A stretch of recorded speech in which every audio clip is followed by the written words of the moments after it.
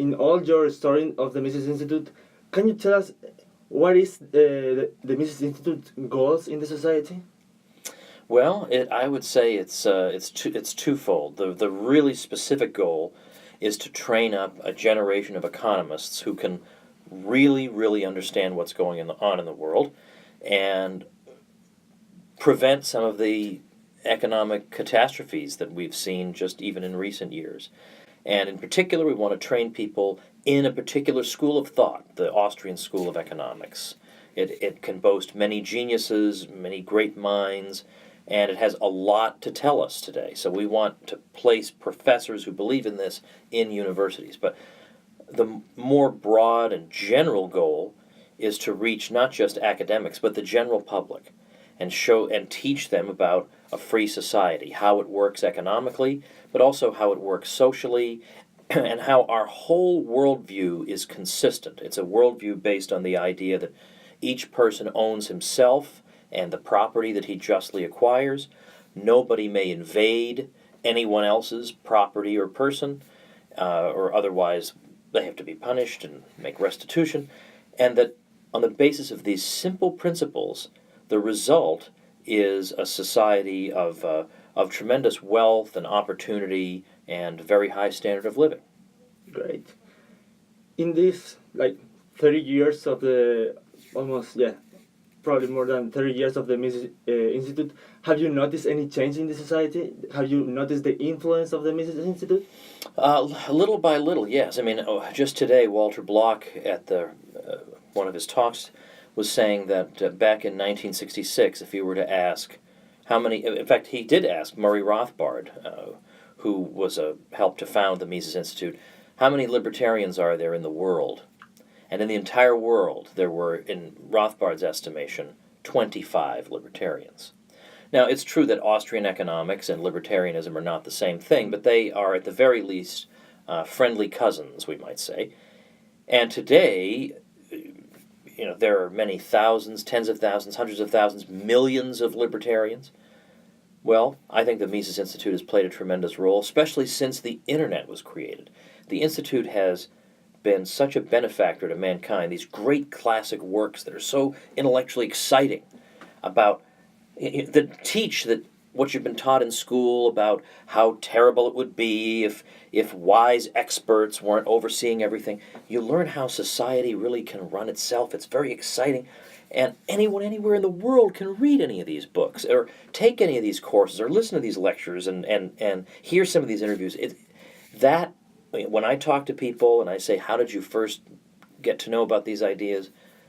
Over and over again, it's the Mises Institute, the Mises Institute, the Mises Institute. And today, it's true, not every economics department, but in a lot of economics departments in American universities, if you are an Austrian so-called economist, they oftentimes view that as an interesting addition to the department. They don't say, well, there's no chance we'll hire you. We have professors being hired all over the country, and that was not happening before the Mises Institute, period. That was not happening.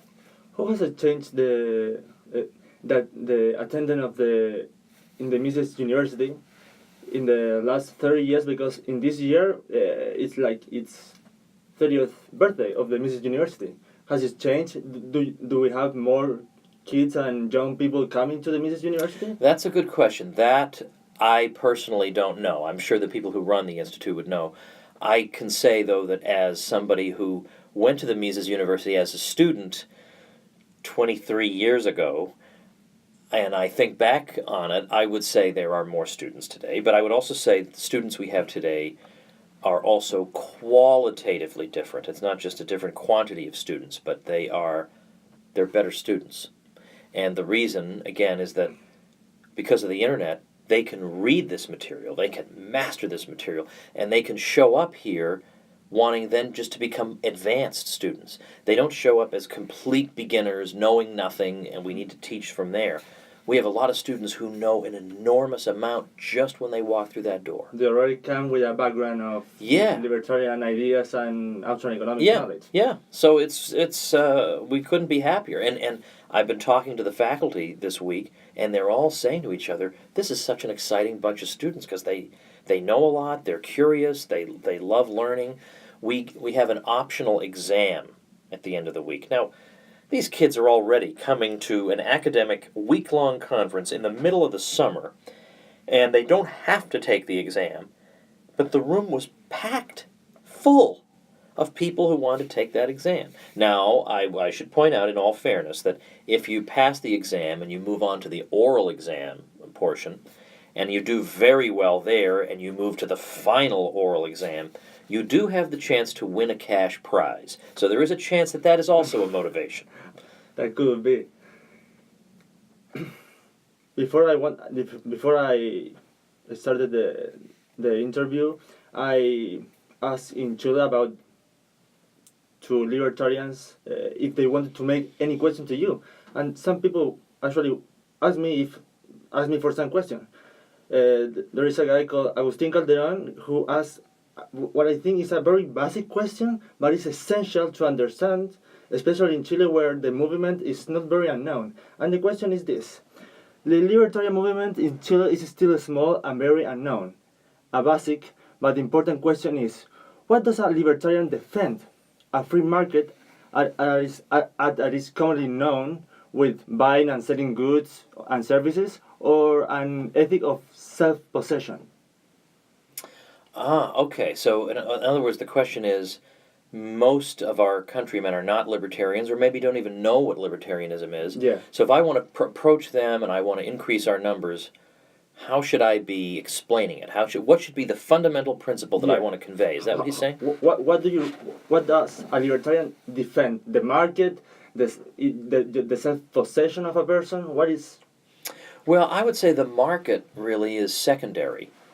The market follows from the first principles. So the first principles, it's true there are libertarians with differences of opinion on this, but to me the first principle is the idea of self-ownership. And the idea ownership of any property means that you can use it as you see fit as long as you don't harm anybody else.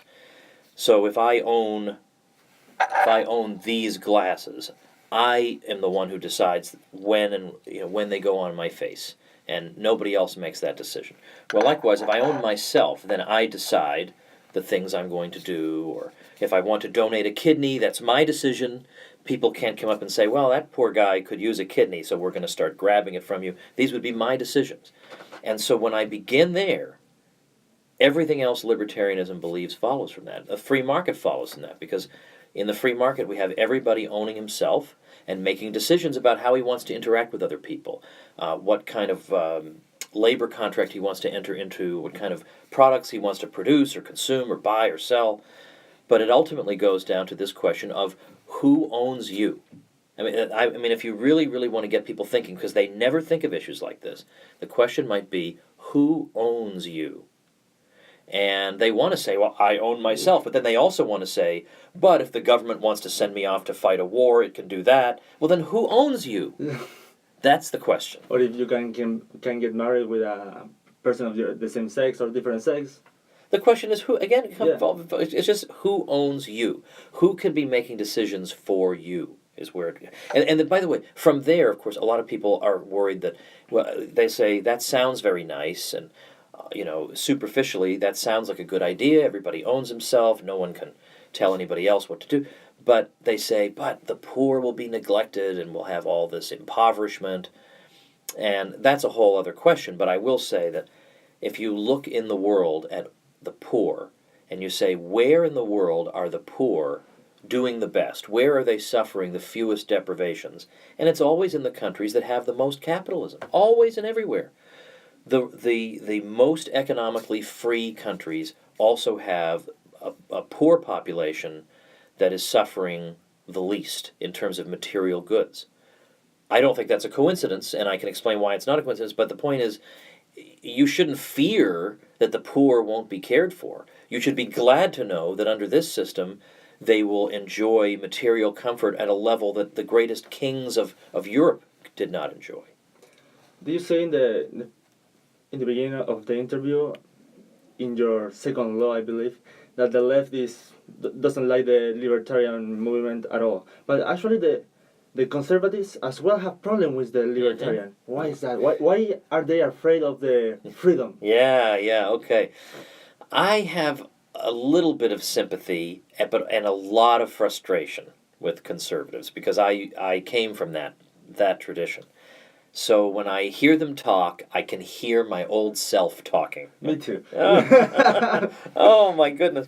Well, of course, as you know, they are willing to accept some libertarian ideas, and they say they like Some free market. right. They like private property. They realize that private property can be a conservative thing, but they feel that, and I don't want to make it sound like these are frivolous or stupid people because they're not. A lot. I mean, some of them are, but some of them are very smart people I've learned a lot from, and they feel like if there isn't some kind of authority, let's say giving moral guidance to people or something, that society is going to degenerate morally, and that when it degenerates morally, you can't have a free market. You'll have a bunch of dissolute people who are just seeking physical pleasure, and they just don't think you can have a society based on that. But my answer to that is, well, I also believe in moral principles, but it's it does not follow that the state has to be the institution that inculcates moral principles in people. Why can't it be families or your church or your personal philosophy or whatever it is? But why do they automatically assume it has to be the state? And secondly, it seems to me to be the case that once a people becomes, morally degenerate in some way, or they're lazy bums or whatever, it never seems like politics is ever able to change that.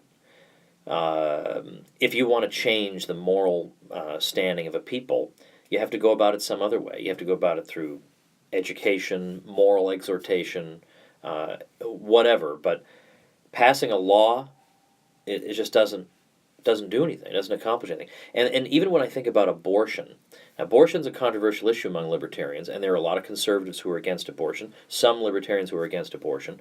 But as Jeff Deist of the Mises Institute has said, whatever your position on abortion is, if you think about all the tens of millions of dollars, maybe more than that, of dollars that conservatives have spent fighting for pro-life politicians who are going to stop abortion, and they've accomplished nothing, absolutely not one thing in 40 years, nothing.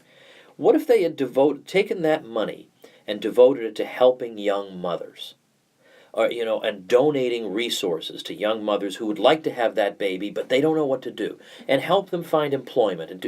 That would have had such an immeasurably better effect. And there are a million ways to use that money in a better way. Exactly.